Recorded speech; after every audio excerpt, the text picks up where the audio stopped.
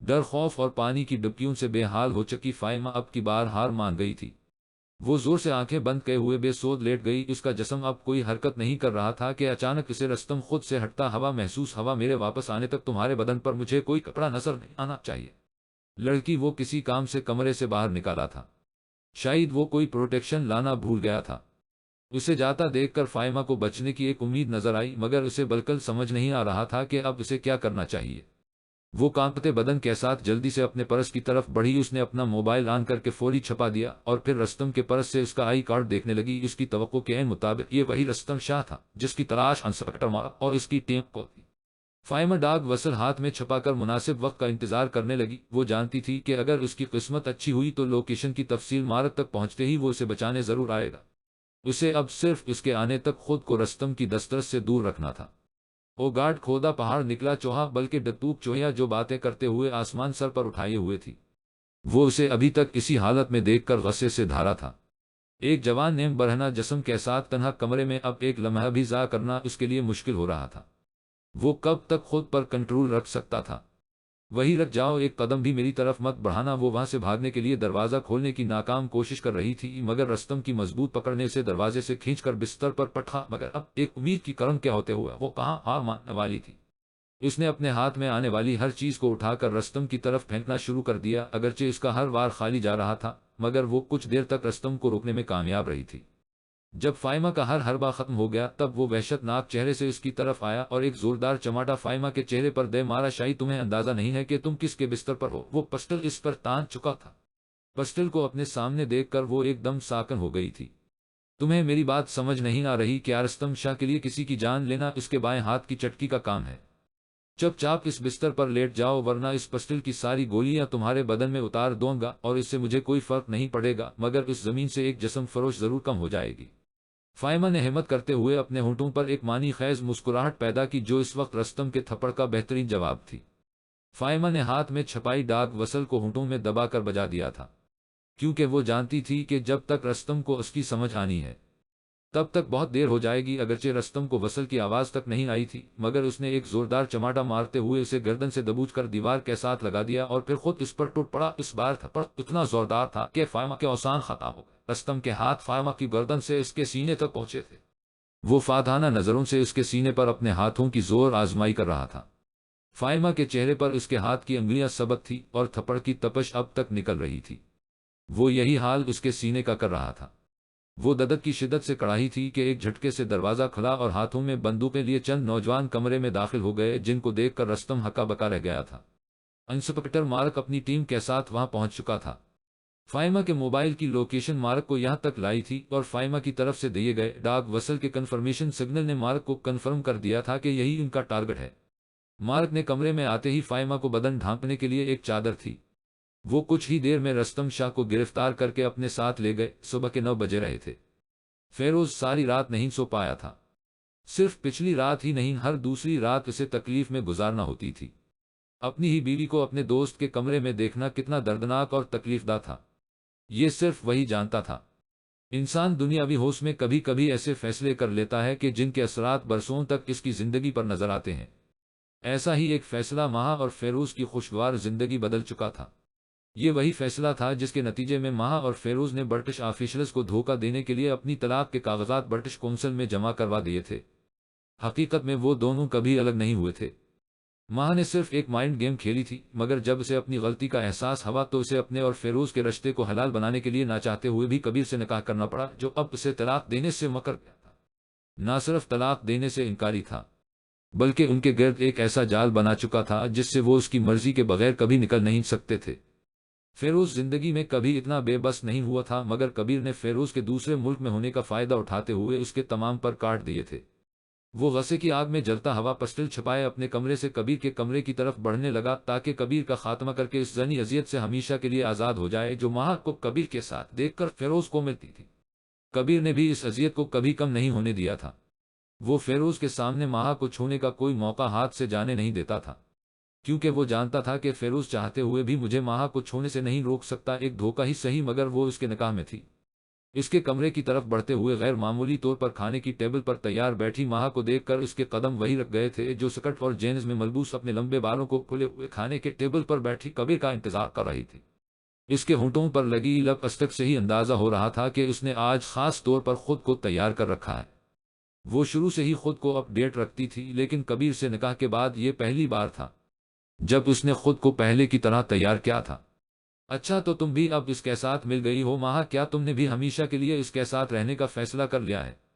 وہ اسے کسی اور کے لیے تیار دیکھ کر ایک دم آگ بگولا ہو گیا تھا۔ فیروز کے اس لہجے پر ماہا بھی ہکا بکا رہ گئی تھی۔ کیا تم ہوش میں ہو فیروز؟ وہ کھانے کے ٹیبل پر اسے بیٹھا چکی تھی۔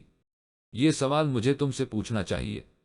کیا تم اس کے ساتھ اتنی مدہوش ہونے لگ گئی ہو کہ تمہیں یہ بات بھول گئی کہ تمہارا اصلی شوہر بھی اسی گھر میں موجود ہے اور تمہیں اس حالت میں کسی اور کے ساتھ دیکھ کر اس پر کیا گزرے گی؟ کیا بکواس کر رہے ہو فیروز؟ کس حالت میں ہوں میں؟ اسے اب کی بار غصہ آیا تھا۔ تم بھی اچھے سے جانتی ہو کہ تم آج کس حالت میں ہو، کتنا لمیٹڈ سوچنے لگے ہو تم فیروز۔ تمہیں لگتا ہے کہ میں نے اگر آج خود کو تھوڑا تیار کر لیا ہے تو اس کا مطلب ہے کہ میں اس کے ساتھ خوش؟ ہاں، میں آج خوش ہوں کیونکہ مجھے اپ ٹو ڈیٹ رہنے سے خوشی ملتی ہے۔ اس نے اپنا لہجہ بلند کیا تھا، اور ویسے بھی خود کو میک اپ سے دور رکھ کر بھی میں اس کو خود سے دور نہیں رکھ سکی۔ صحیح کہا تم نے، تم اس کو خود سے دور نہیں رکھ سکی۔ یقیناً تم نے بہت کوشش کی ہوگی۔ انفیکٹ اس کو خود سے دور کرنے کی کوشش کے نشانات میں ہر روز تمہارے جسم پر دیکھ ہی لیتا ہوں۔ فیروز طنزیہ لہجے اپنائے ہوا تھا۔ ہوا گارڈ، تم یہ بات کیوں نہیں سمجھ رہے کہ میں اس کی بیوی ہوں اور ہم دونوں ایک ہی بستر میں سوتے ہیں؟ فیروز کی آنکھوں کی نمی اس کے لہجے سے آیا تھی۔ تم اس کی بیوی ہو اور میں پاگل ہوں جو یہاں بیٹھا اپنی زندگی برباد کر رہا ہوں۔ کب تک میرے ساتھ یہ ڈرامہ کرو گی؟ مجھے بول کیوں نہیں دیتی کہ تمہیں اب میری ضرورت نہیں ہے؟ اٹس انف فیروز، میں نے اپنی بہن فائمہ کو ایک کال گرل بنا دیا ہے، صرف اس لیے کہ میری تمہارے اس دوست سے جان چھوٹ جائے، اور تم مجھے صرف میری ڈرسن دیکھ کر یہ سب بکواس سنا رہے ہو، وہ غصیلے انداز میں بولی تھی۔ فائمہ کال گرل ہمم، اس نے سر کو ایک طرف جھٹکا۔ مجھے اس کے کال گرل بننے یا نہ بننے سے کوئی فرق نہیں پڑتا، ویسے بھی اگر وہ نہ ہوتی تو یہ نوبت ہی نہ آتی، فیروز نے بے تکلفی سے جملہ کہا تھا، جیسے اسے فائمہ کی کوئی پرواہ نہ ہو، اور یہ حقیقت بھی تھی، دونوں کو اس کی کوئی پرواہ نہیں تھی۔ میں اپنی پوری کوشش کر رہی ہوں فیروز، مجھے امید ہے کہ وہ مشن مکمل ہونے پر مجھے طلاق ضرور دے گا۔ نہیں ماہا، وہ تمہیں طلاق نہیں دے گا، اس کا صرف ایک ہی سلوشن ہے، یہ لو پسٹل اور مجھے گولی مار دو، یا پھر اس کو گولی مار آؤ۔ اس نے جیب سے نکالا ہو پسٹل ٹیبل پر اس کے سامنے رکھ دیا۔ وہ ایک دم گھبرا گئی تھی۔ وہ اپنی نشست سے اٹھ کر اس کے قریب ہو گئی۔ Be relax it's not Pakistan, تم اچھے سے جانتے ہو کہ ایسی کوئی بھی حرکت ہمیں ایک نئی مشکل میں ڈال دے گی۔ جہاں تم نے اتنا صبر کیا وہاں چند دن اور کر لو پلیز ریلیکس، ہم دونوں کے اچھے مستقبل کے لیے، جس کے لیے ہم نے پاکستان کی ایک آسان زندگی کو چھوڑ کر یہاں موو کیا تھا۔ اٹس ٹف ٹائم، بٹ اگر ہم آپس میں لڑتے رہیں گے تو ہمیشہ یہاں پھنسے رہیں گے۔ مجھے بھی تمہاری یہ حالت دیکھ کر تکلیف ہوتی ہے، اور یقین کرو جب وہ مجھے ہاتھ بھی لگاتا ہے تو میں اس لمحے تکلیف سے مر جاتی ہوں۔ ماہا نے اس کے ہاتھ پر ہاتھ رکھتے ہوئے اسے تسلی دی تھی۔ What a pleasant surprise my heart کوئنگ ان گرین، کبیر کی آواز سنتے ہی وہ کرسی پر جھکی ہوئی حالت سے سیدھی ہو کر اس کی طرف متوجہ ہوئی تھی۔ ڈونٹ وری ڈارلنگ، تم اس کے قریب جھک سکتی ہو، ایون تم اسے چھو بھی سکتی ہو، آئی ول نیور مائنڈ۔ وہ مسکراتا ہوا ان کی طرف بڑھا تھا۔ After all he is your x husband, اور مجھے اندازہ ہے کہ تمہیں بھول پانا کسی کے لیے بھی ممکن نہیں۔ ایک طرح سے ماہ نور کو اس حالت میں دیکھ کر کبیر کو بھی ایک خوشگوار حیرانگی ہوئی تھی۔ وہ سیدھا ماہا کے قریب آیا اور اس کے ہاتھ پر بوسہ دیتے ہوئے اسے اپنے عقب والی کرسی تک لے گیا۔ آج کے دن کا اس سے خوبصورت آغاز کیا ہو سکتا ہے کہ یہ وہی گرین سکرٹ تنظیم، تمہیں پتہ ہے مجھے ہمیشہ لگتا تھا کہ یہ کہاوتیں صرف ایک مذاق ہوتی ہیں، but today I feel it کے دل کو دل سے راہ ہوتی ہے۔ Green is my favourite colour, اور تمہارے اس خوبرو بدن پر اٹس لک امیزنگ، جیسے یہ گرین خاص تمہارے لیے بنا ہو۔ وہ فلرٹ کرتے ہوئے فیروز کے بدلتے تاثرات بار بار دیکھ رہا تھا۔ اٹس اور مسٹر کبیر، ماہا کو ابھی طلاق دو ورنہ آئی ول شوٹ یو۔ وہ صبر کا دامن چھوڑ کر پسٹل تان چکا تھا۔ سریسلی ہاں ہاں ہاں ہاں، what is this behaviour Maha darling, it's against our commitment. Maha نے فیروز کے ہاتھ سے پسٹل چھین لیا تھا۔ بائی گاڈ، اس سے زیادہ خطرناک بارود ماہا کے سینے میں ہے جو کسی کی بھی جان لے سکتا ہے۔ تم یہ ٹاسک اسے کیوں نہیں سونپ دیتے؟ کبیر کا لہجہ کچھ سخت تھا۔ وہ اچھے سے جانتا تھا کہ یہ دونوں اس کی مرضی کے بغیر کچھ نہیں کر سکتے۔ فائمہ نے وہ مشن مکمل کر لیا ہے، اب تمہیں اپنا وعدہ 10% ہے سپوائلڈ مائی موڈ۔ وہ ماہا کو ٹوکتے ہوئے ناشتے کی ٹیبل چھوڑ کر آفس کے لیے نکل گیا تھا، اور ماہا دل ہی دل میں فیروز کو کوستی رہ گئی تھی۔ جرمنی میں زیر زمین موجود ایک خفیہ سیل میں قید خطرناک گینگسٹر سمگلر رستم شاہ کو 2 دن پہلے ترکی سے براستہ سمندر اٹلی لایا گیا تھا اور پھر اٹلی سے زیر زمین سرنگ کی مدد لیتے ہوئے اسے جرمنی پہنچا دیا گیا۔ اس اندکوب آپریشن کو خفیہ رکھنے کے لیے اس ساری ممنوعیت کی خبر بھی گنتی کے چند افراد تک محدود تھی۔ اس کامیاب آپریشن کے بعد آپریشن کے تمام کردار منظرے سے غائب ہو گئے تھے۔ فائمہ کو میڈیکل چیک اپ کے نام پر استنبول میں ہی روک لیا گیا تھا، کیونکہ جرمنی پہنچ جانے والا انسپکٹر مارک اس کے معاملے میں محتاط رویہ اپنائے ہوئے تھا۔ آپریشن ختم ہونے کے بعد وہ مسلسل خاموش اور ڈری سہمی ہوئی تھی۔ اچانک اس خفیہ سیل کا دروازہ کھلا اور آنکھوں پر نظر کا چشمہ لگائے چہرے پر ہلکی مسکراہٹ سجائے مارک اندر داخل ہوا how are you my friend Rustam کو سب قیدیوں سے الگ تھلگ ایک کمرے میں رکھا گیا تھا۔ صاحب کیا حال ہوں گے ہمارے؟ مجھے لگا تھا کہ جیل جانا بہت مزیدار ہوگا، مگر یہاں تو صرف بوریت ہے، سارا دن ان دیواروں کو دیکھتے رہنا اور بس۔ وہ ہلکی سی مسکراہٹ کے ساتھ مخاطب ہوا تھا، جیسے اسے اس گرفتاری کی کوئی پرواہ نہ ہو۔ ایم سوری رستم، مجھے اندازہ نہیں تھا کہ تم انٹرٹینمنٹ کے اتنے دلدادہ ہو۔ جھوٹ مت بولو صاحب، تم مجھے اچھے سے جانتے ہو، اس لیے ہی تو وہ چھلانگ بھیجی تھی۔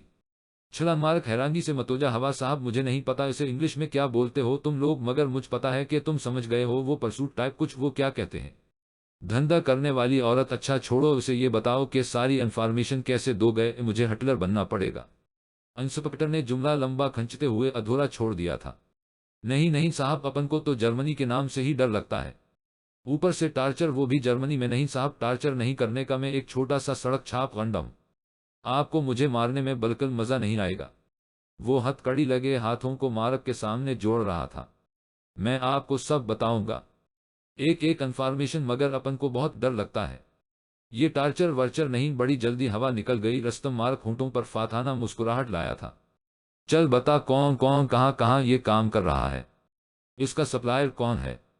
انسانی اعضا کہاں سے لیتے ہو؟ افریقہ سے امپورٹ کرتے ہو یا ایشیا سے؟ ڈسٹریبیوشن نیٹ ورک کیسے چلتا ہے؟ سارا کچھ آئی ٹو زی، ایک ایک انفارمیشن، بس اتنے سے سوال۔ وہ زیر لب مسکرا دیا تھا۔ انسپکٹر ایک ڈیل کرتے ہیں؟ کم آن رستم، تمہیں لگتا ہے کہ تم کوئی ڈیل کرنے کی پوزیشن میں ہو؟ 10,000 ٹارچر سیل؟ صاحب ایک بار سن تو لو، آپ کے فائدے کی بات ہے۔ میرے پاس اتنی انفارمیشن ہے کہ آپ کو سمجھ نہیں آئے گا کہ کیا پوچھنا ہے کیا نہیں۔ آپ کے سوال ختم ہو جائیں گے مگر انفارمیشن نہیں۔ انسپکٹر تمہیں پتہ نہیں چلے گا کہ تمہیں کیا پوچھنا چاہیے یا کیا نہیں، مگر مجھے ایک ایک چیز پتہ ہے۔ میرے پاس ان سب سوالوں کے جواب ہیں جو ابھی کسی پولیس والے کے ذہن میں پیدا بھی نہیں ہوئے، مگر یہ ساری انفارمیشن میں تب ہی دوں گا جب مجھ سے انویسٹیگیشن وہی لڑکی آ کر کرے۔ رستم نے اپنا لہجہ سخت کر لیا تھا۔ یہ کیا بکواس ہے؟ تم ٹارچر سیل میں ہو رستم، 2 منٹ میں تمہارا دماغ ٹھکانے آ جائے گا۔ دیکھو انسپکٹر، اگر تم یہ ڈیل نہیں کرتے تو کیا ہوگا؟ تم مجھے ٹارچر کر کے صرف ان سوالوں کے جواب پاؤ گے جو سوال تمہارے ذہن میں ہیں، مگر وہ انفارمیشن تم کیسے حاصل کرو گے جس کے سوال بھی ابھی تک تمہیں پتہ نہیں؟ جانتے ہو ایڈم کون ہے؟ ایڈم کہاں ہے؟ دیر از نو ایڈم، یہ صرف ایک افواہ ہے۔ ہاں ہاں ہاں انسپکٹر، اسی وجہ سے یورپین انٹیلیجنس مار کھا جاتی ہے کہ وہ آج تک یہی نہیں جان پائے کہ ایڈم کا وجود ہے بھی یا نہیں۔ مارک ایک دم چونک گیا تھا۔ اس نے اپنے کیریئر میں ایڈم کا نام کئی بار سنا تھا، مگر اس کے خلاف کوئی شکایت، کوئی ثبوت، کوئی خاکہ، کچھ بھی کسی کو معلوم نہیں تھا۔ آخر اس سب میں لاجک کیا ہے کہ تم اس لڑکی کو ہی یہ سب بتاؤ گے؟ رستم مارک کے سوال پر مسکرا دیا تھا۔ جس رستم شاہ کو پکڑنے میں پوری دنیا ناکام رہی تھی، اس لڑکی نے اس رستم کو پکڑا ہے۔ اس لیے اگر یہ ساری انفارمیشن چاہیے تو اسی لڑکی کو لاؤ۔ صاحب آپ تو جانتے ہو کہ اس ٹارچر سیل میں بندھے ہاتھوں کے ساتھ رستم کیا کر سکتا ہے۔ رستم نے مارک کو ایک نئی الجھن میں ڈال دیا تھا۔ وہ جانتا تھا کہ فائمہ کی دماغی حالت رستم کا سامنا کرنے کے قابل نہیں ہے۔